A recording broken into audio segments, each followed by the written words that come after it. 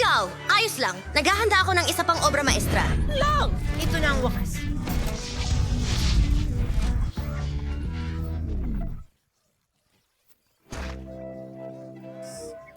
Salamat! Glenn, napagpasyahan ko lang mag-vacuum? Lumilipad na ito. Sige, kapatid na babae, anong ginagawa mo dyan? Kumakain ka ba ng ice cream nang wala ako? Nakalimutan kong bumagal! Ay nako! Ang ice cream ko! Dahil sa'yo ito lahat! Yan Ginagawa na, mo ang na naman galing! sa akin yan. Ayoko kapag ginagawa mo yan sa akin. Oh, mga kaibigan, kumusta? Matagal na tayong hindi nagkita. Matagal-tagal nang hindi tayo nagkikita sa Culinary Challenge. Pareho Baby, simulan mo lang ngayon tayo. Tara na, magpakita ka. Oh, mga waffle ito. Medyo mahirap yan, bud. Sa tingin ko magagawa ng ating mga bayani. Oo, lulutuin ko ang pinakamahusay na mga waffle sa buong mundo para kay Jess. Kailangan nating ihanda ang masa, ilang itlog, gatas, At ilang harina. Ngayon, Minong lahat ng maigi. tama na, ganyan.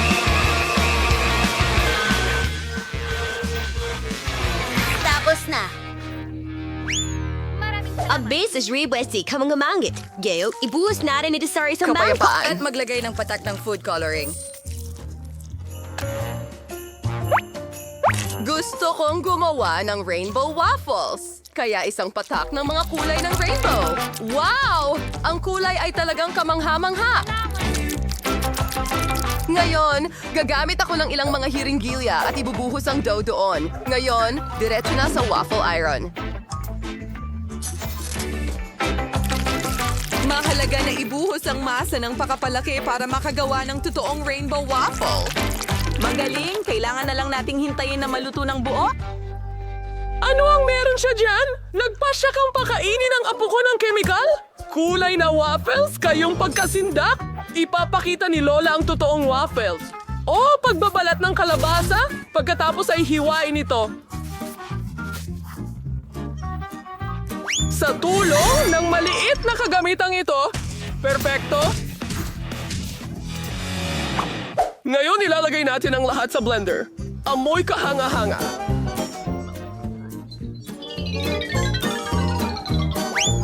At sinisimulan nito. Meron na tayong pumpkin puree. At yung ngayon, ilalagay nito sa masa. Oh, ito ang paborito kong recipe. Ilang beses ko nang nasabi na maganda ito. Ay, bahala na. Nakakamangha. Para sa lahat. Sa isang waffle iron at Sara na Manalo tayo. Zach, anong meron ka? Oh, Lola. Well. Oh, isang napakagandang ideya ang dumating sa akin. Gusto kong gumawa ng waffle gum. Naputol ko na ang mga piraso at inilalagay ko na ito sa waffle iron. Hindi ko kasundo ang masa. Well, kailangan na lang lutuin ito. Paano naman ang tindahan? Mayroon na akong handang rainbow waffles. Oh, kung gaano kaganda ang kinalabasan nito, tiyak na magkakaroon ng ice cream ang mga waffles ko. Ano bang klase ng waffles ang inihahain ng walang ice cream? Naglagay kami ng ilang scoops sa waffles. Tita Waffle, tatapusin gamit ang ikalawang isa. At na ngayon, magdadagdag tayo ng kaunting cream. Ayun na. Sige. Oh, anong amoy iyon? Oh, Zach, may nasusunog ka dyan? Ano? May nasusunog nga! Nasunog ang gum waffle ko! Paano ko ito makukuha? Susubukan ko ito gamit ang spatula.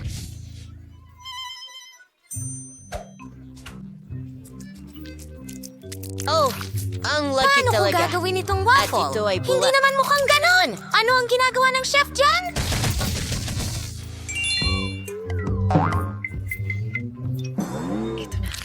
Kaya, tapos na ako sa cream.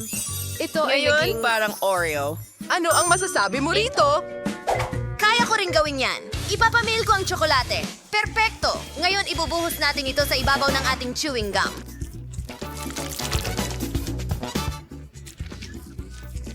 Trabaho ito! Aking bagay. Oo! Pababa! Lola, paano mo nagustuhan ang aking Oh, waffle? Zach! Hindi ganun iyon! Hayaan mong ipakita ko sa iyo ang totoong waffle para malaman mo kung ano ang hitsura nito. Kita mo? Ito ang perpektong waffle para sa agahan. At magdaragdag ako ng strawberry jam na ako mismo ang gumawa.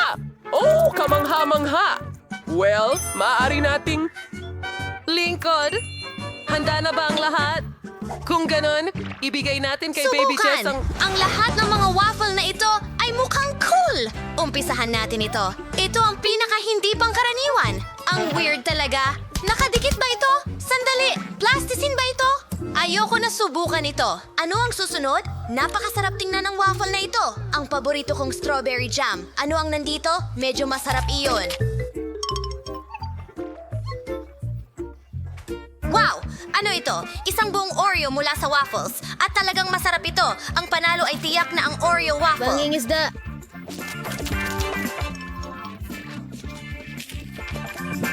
Ha! Hooray! Tagumpay ay akin.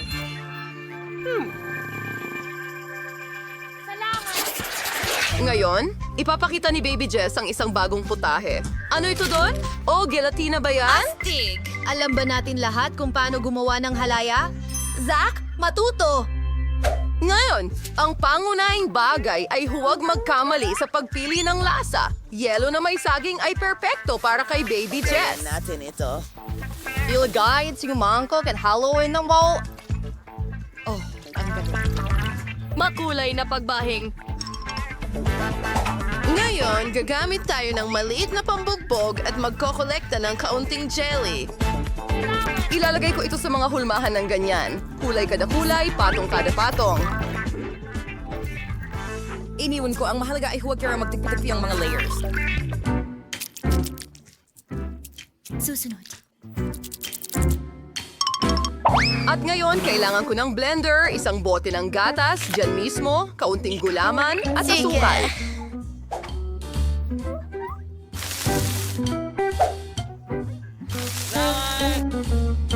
Magaling! Haluin ang lahat. Tapos na. Ibuhos natin ang puting jelly sa bawat hulmahan. Oh, napakatalino ko na nainggit ako sa sarili ko. Ayokong maghintay ng matagal, kaya agad ko itong i-freeze gamit ang instant freeze spray. Ayos! Lola, anong nangyari sa'yo? Oh, talagang interesado ako sa iyong chemistry? Sige, at ngayon ay magsimulan ang paggawa ng jelly. Nagpuputol ng sariwang pakwan. Oh, Zach, gusto mo ng pakwan? Heto, apo, mahal kong bata. Mahusay! Narinig ko kailangan natin ng kutsara para sa isang bagay! Masarap! Salamat, Lola! Oh, huwag mo akong pasalamatan. At kailangan kong linisin ang kabilang kalahati ng pakwan at ilagay ito sa eroplano. Waterbell! Napakasarap! Oh, tapos na ba? Oh, Lola! May isa pa ako! Narito ang iyong boto. Napansin mo bang nawala? Okay. Naku, hulihin mo siya. Balitan ko ang pakwan ng bola. Oo, perfecto ito. At pwede ko itong kainin. Ang sarap! Ano ito? Nakatulog ba ako? Anong oras na? Hindi ito mukhang pakwan ko! Ano? Sige, itigil na natin. Babet! Zach! Kinuha mo ba ang pakwan ko? Oh! Hindi ganyan ang ginagawa ng mababait na bata! Anong ginagawa mo? Nakain mo na ba ang lahat? Oh! Perpekto! At ngayon, ibubuhos natin ang ating jelly ng pakwan. Konting asukal at tubig dyan. Kailangan na lang haluin ito. Konti lang. Gawin na lang natin. Mga pelikula. Nako, medyo humirap. Tila ang jelly ay halos... Magaling! Handa na ito! Perfecto! Pagkatapos, ilagay natin ang blueberries. Kamangha-mangha.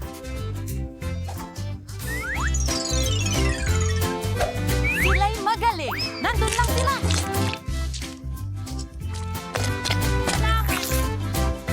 ngayon, ilalagay natin ito sa refrigerator. Kailangan natin itong palamigin para magyelo agad.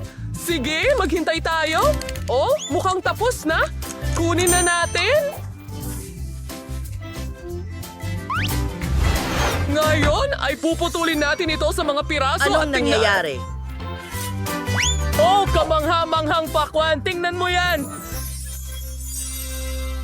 Handa na si Lola, Bud. Walang laman ang ulo ko at ang tiyan ko ay punong-puno ng mga pakwan. Kaya Zack, maghanda ka. Kailangan mong magluto ng kahit ano. Alam kung Sige, paano gumawa ako. ng jelly, Bud. Mag-improvise! Oh, kaunting strawberry syrup at ilang milkshakes at kaunting milk cola at Mentos! Cola Mentos? Naku, grabe! Wow, ang galing! Chef, gusto mo ba ito?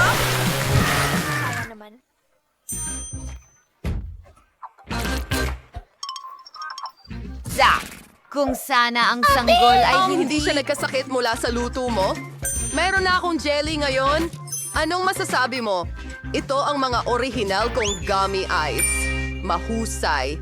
Sige, dahil handa na ang lahat, simulan na Ilang natin. iba't ibang jelly? Anong klaseng dumi ito?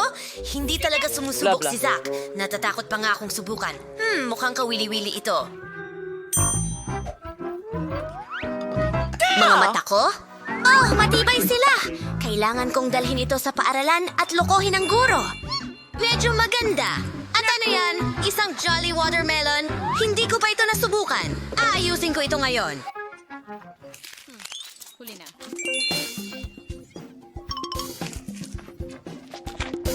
Daddy, nanalo ka!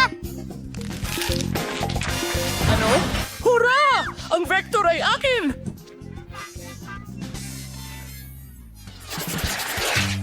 Malapit nang maging handa si Baby Jess. Ano ang gusto mo ngayon? Oh, gusto mo ng lemonade? Ang cute naman. Ihahanda namin ang lahat. Oh, alam ko na ang gagawin ko. Ibubuhos ko ang paboritong soda ni Jess sa isang baso. Ang tasa ay masyadong maliit. Dapat kumuha ako ng mas malaki. Perfecto! Guys! Fish, pasensya na! Kailangan ko ang bahay ninyo para manalo sa culinary challenge! Mas mabuti yan. Kunin ko ito para sa sarili ko. Hindi ko kailangan ng tubig. At ngayon, Ibuhos ang soda sa nasaan mga ka? ito. Ayos! Perfecto yan.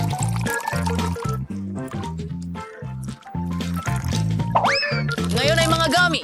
Sila ay kahanga-hanga.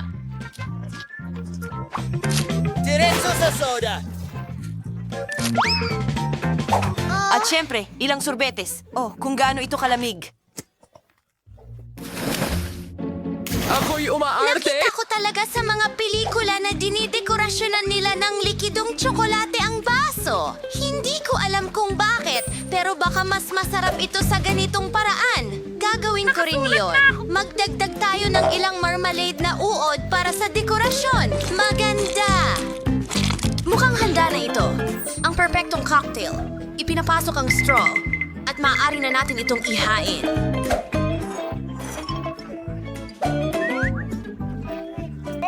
Ito ay... Nakikita mo ba ang ginawa ko? Oh, Zack! Sana hindi ko na lang nakita ito. Ngayon, ipapakita ko sa iyo ang isang klasikong recipe para sa pampalamig na lemonade. Nilalagay natin ang ilang mga pipino sa isang supot at binabasag ang lahat gamit ang isang rolling pin. Oo, ganyan. Mahalaga na makakuha ng puree. Oh, ngayon kailangan nating ilagay ito sa isang baso. Garnish natin ito ng pipino at handa na ito. Nasaan ang mga orange na ito? Iyan. Iyan ang kailangan ko. Perfecto! At ngayon, kailangan ko ng ilang yelo. Direkta mula sa tuktok ng Albrus. Oh. Ang paglalakbay ay kumakain ng maraming enerhiya. Pero kailangan ko ang pinakasariwang pagkain. Gagawa tayo ng juice mula sa mga tropikal na prutas mula sa kagubatan ng Amazon. Ibuhos natin ang lahat sa isang baso at simulan na natin ito. Wow. Kaunting kiwi. Perfecto. Diretso sa baso. Kailangan ko rin ng orange juice. Bigyan ang bawat patak.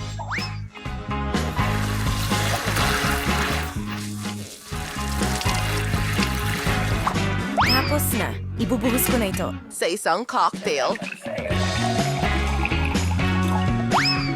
Si 1 hour sumipsip and we...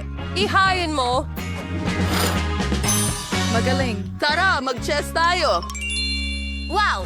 Ang astig ng lahat ng cookies. Maliban sa isa na yon, mukhang masyadong kakaiba ito.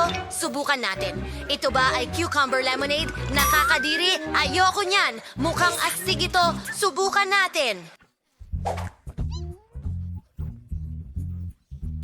Wow!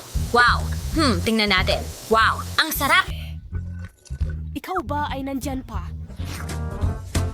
At ito mukhang kakaiba. Itong higanting baso. Ako'y maliit na sanggol naman. Sige, subukan natin ito. Oh, kuya. Nalkasa yung estilo. Tulong! Ano? Nasa panaginip ba ako? Tigumian, search me ang video next.